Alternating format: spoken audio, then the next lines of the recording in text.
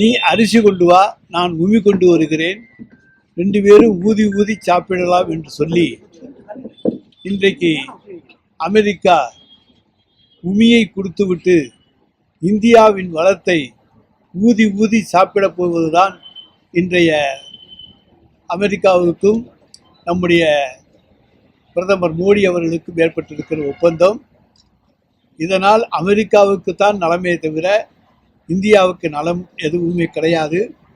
3% இருந்த இறக்குமதி வரியை அமெரிக்காவிட 50% உயர்த்தினார்கள். அதை இன்றைக்கு 18% குறைத்துவிட்டு நாங்கள் 18% குறைத்திருக்கிறோம் என்று தம்பட்டம் அடித்துக் கொண்டு இந்தியாவின் வணிகத்தை பெருக்குவதற்காக 50%லிருந்து 18%க்கு கொண்டு வந்திருக்கிறோம் என்று சொல்லுகிற அரசு தான் இந்தியாவின் காவலாளி என்று தன்னை சொல்லிக் கொள்ளுகிற மோடியினுடைய அரசினுடைய பணியாக அமைந்திருக்கிறது. இது இந்தியாவுக்குத்தான் கெடுதல். இன்றைக்கு இந்தியா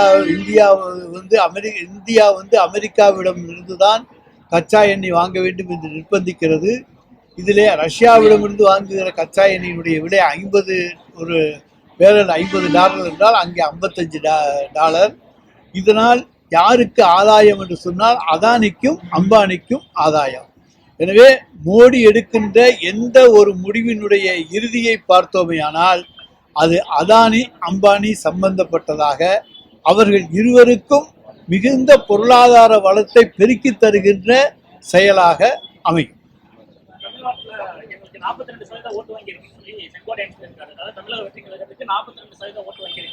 24 இருந்தாலே பெருசு, திருப்பி போட்டான் என்ன.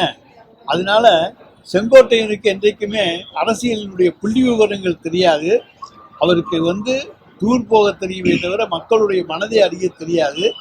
42 24 கிடையாது, அதுக்கு குறைவுதான்.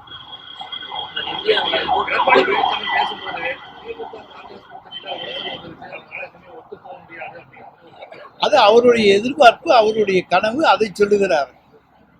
எடப்பாடி எப்போதுமே கனவு கண்டு கொண்டிருக்கின்றவர் என்பது நாடறிந்த உண்மை.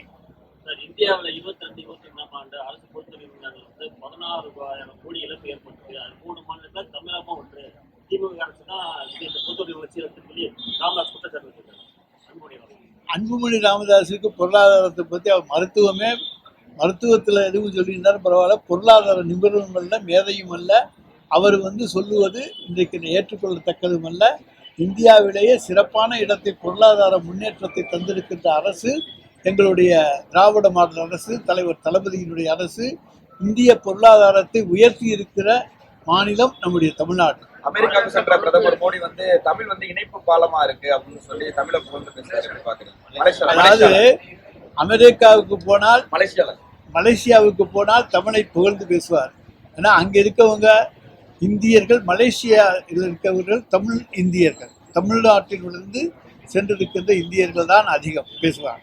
ஆனால் ஒரிசாவுக்கு போனால் தமிழனை திருடன் என்பார். தமிழ் திருடனுடைய கையிலே ஒரிசாவின் சாவி இருக்கிறது என்பார். பீகாருக்கு போனால் தமிழனை திருடன் என்பார்.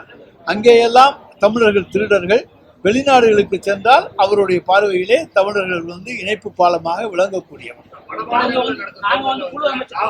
ஒரு ஆளா கேளுங்க.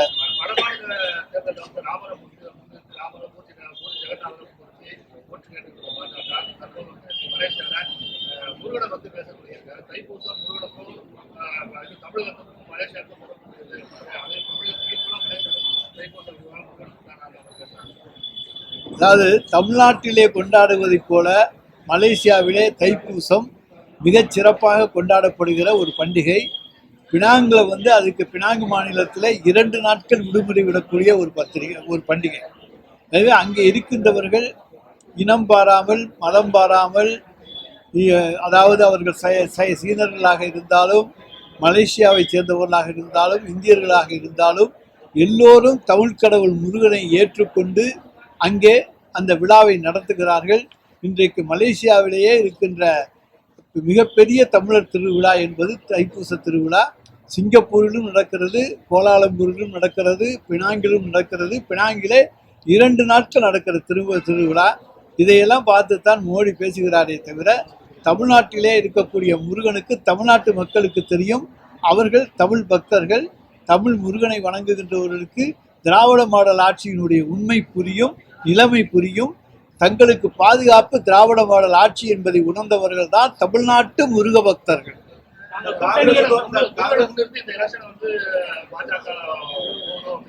முருகனை முன்னிறுத்தாலும் சரி அல்லது ராமனை முன்னிறுத்தினாலும் சரி, யாரை முன்னிறுத்தினாலும் எங்களை பொறுத்த வரைக்கும் நாங்கள் அடுத்தவர்களுடைய மத கலாச்சாரத்துக்குள்ளே புகுந்தது கிடையாது. யார் தங்கள் இஷ்ட தெய்வங்களை வழிபட வேண்டுமோ அவர்களை வழிபடுவதற்கு வேண்டிய வசதிகளை செய்து கொடுக்கிற அரசுதான் தமிழ்நாடு அரசு.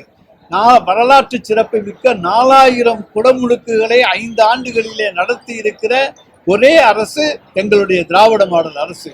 இதிலிருந்து மக்களுடைய உணர்வுகளுக்கு மதிப்பளிக்கின்ற அரசு திராவிட மாடல் அரசு என்பதை நீங்கள் புரிந்து கொள்ள முடியும். சார், யார் யாரு கருத்து சொல்லிட்டு போவாங்க, அதெல்லாம் கருத்துக்களாக நாங்கள் எடுத்துக்கொள்ள முடியாது.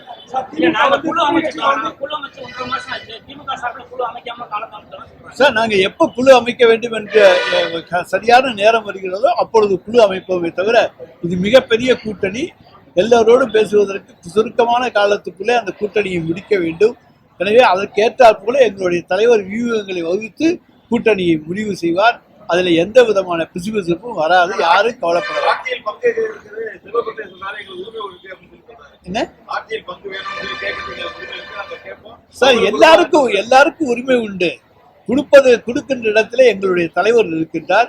அவரை பொறுத்த வரைக்கும் இது திராவிட மாடல் ஆட்சி 2 தொடர வேண்டும், அதற்கு தன்னுடைய கூட்டணி கட்சிகளுடைய ஆதரவோடு தொடர வேண்டும் என்பதுதான் எங்களுடைய தலைவருடைய விருப்பம். ஒரு முறை எடப்பாடி பழனிசாமி அடுத்தடுத்து தேர்தல் வாக்குறுதிகளை அறிவிச்சிருக்காரு. பல்வேறு குற்றச்சாட்டுகளை முன்வைக்கிறாங்க. என்டிஏ இதெல்லாம் எப்படி சமாளிக்க போறாங்க? அதாவது எடப்பாடி பழனிசாமியுடைய வாக்குறுதிகள் என்பது பொய்ப்பாடி வாக்குறுதிகள். எல்லாமே பொய் என்பது தமிழ்நாட்டு மக்களுக்கு தெரியும். அவர் ஆட்சியில் இருந்தபோது இதையெல்லாம் செஞ்சிருக்கலாம், செய்யல. நாங்க சொன்னதையும் செய்ய முடியாது என்று சொன்ன வாய்தான் எடப்பாடி பழனிசாமி. அவரை மக்கள் நம்ப மாட்டார்கள். தமிழ்நாட்டை பொறுத்த வரைக்கும் எல்லாமே சட்டம் ஒழுங்கு இந்தியாவிலேயே தமிழ்நாட்டிலே தான் சிறப்பாக இருக்கிறது என்பது இன்றைக்கு அனைவரும் அறிந்த ஒன்று. எனவே யாரும் அச்சப்பட தேவையில்லை. இந்த கூட்டணியில எந்த குழப்பமும் வராது. திராவிட மாடல் ஆட்சி 2 தொடரும்.